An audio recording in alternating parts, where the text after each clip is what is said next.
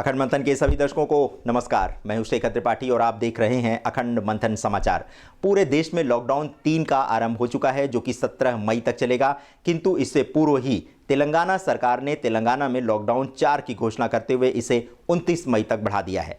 तेलंगाना के मुख्यमंत्री चंद्रशेखर राव ने मंगलवार को मंत्रिमंडल की बैठक के बाद पत्रकारों से कहा कि पूरे राज्य में रात में कर्फ्यू लगा रहेगा। यदि आपको याद हो तो पिछले महीने भी केंद्र द्वारा देशव्यापी लॉकडाउन के 3 मई तक बढ़ाए जाने से पहले ही तेलंगाना सरकार ने राज्य में लॉकडाउन 7 मई तक बढ़ाने की घोषणा कर दी थी। मुख्यमंत्री चंद्रशेखर राव ने लोगों से कहा है कि आवश्यक वस्तुओं की खरीदारी का काम सायं 6 बजे तक ही पूर्ण करना होगा, साथ ही इतने बजे तक घर भी पहुंचना होगा। ध्यान रहे कि राज्य में सायं 7 बजे से कर्फ्यू आरंभ हो जाएगा। जो भी इस दौरान घर से बाहर निकलेगा उसके विरुद्ध कड़ी कार्रवाई की जाएगी।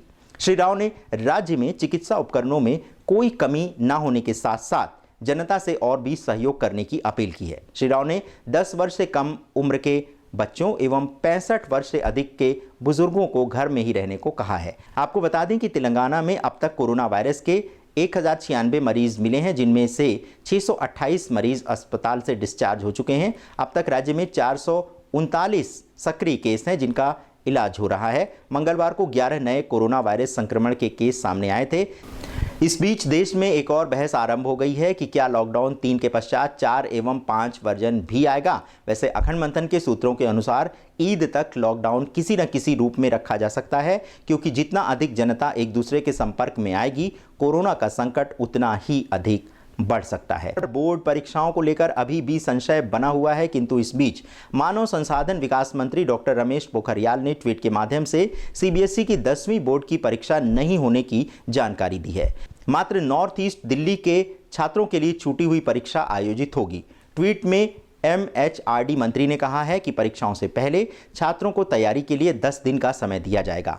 हाल ही में सीबीएसई सचिव अनुराग त्रिपाठी ने पत्रकारों से बातचीत में कहा था कि अभी 10वीं बोर्ड परीक्षा में केवल 1-2 परीक्षाएं शेष हैं। इसके लिए हम पहले से ही लिए गए एग्जाम का इंटरनल असेसमेंट करेंगे, जिसमें हम बचे हुए एग्जाम के लिए एवरेज और अन्य फॉर्मूले से रिजल्ट देंगे। इसकी परीक्षाएं नहीं होंगी।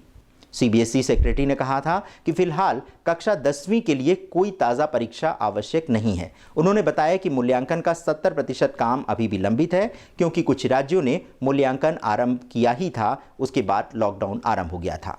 बता दें कि CBSE board NEET JEE Main exam जैसी परीक्षाओं को लेकर मंगलवार को मानव संसाधन विकास मंत्री डॉक्टर रमेश पोखरियाल निशंक ने छात्रों से लाइव चैट किया था। उन्होंने छात्रों के कई प्रश्नों के उत्तर भी दिए। छात्रों से प्रश्नोत्तर के मध्य नॉर्थ ईस्ट दिल्ली के एक छात्र ने प्रश्न किया था कि क्या उन्हें वो भी परीक्षा दोबारा देनी होगी जिसे वे पहले दे चुके हैं। इसके उत्तर में एचआरडी मंत्री ने कहा कि नहीं, अब सिर्फ बची हुई परीक्षाएं ही होंगी। उन्होंने कहा कि शीघ्र ही सीबीएसई की बची हुई परीक्षाओं का शेड्यूल घोषित होते ही परीक्षाओं का दिन तय हो जाएगा।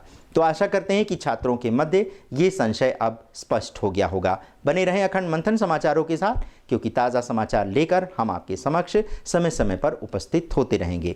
धन्यवाद इस विशेष समाचार और इस प्रसारण में जुड़ने के लिए।